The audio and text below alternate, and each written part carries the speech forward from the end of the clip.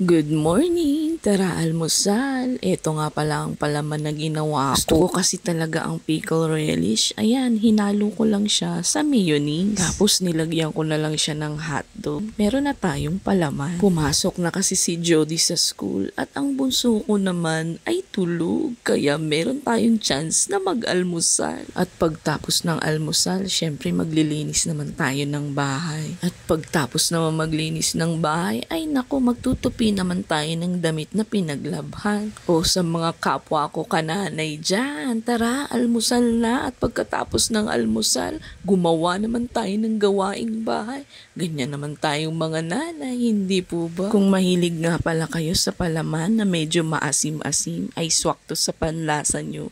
Para kasi siyang coleslaw. O, try nyo na rin guys. Hanggang sa muli. Maraming salamat ulit. Ay, teka, samahan nyo nga rin pala yan ng mainit na kape. Ay, naku, ang sarap ng almusal.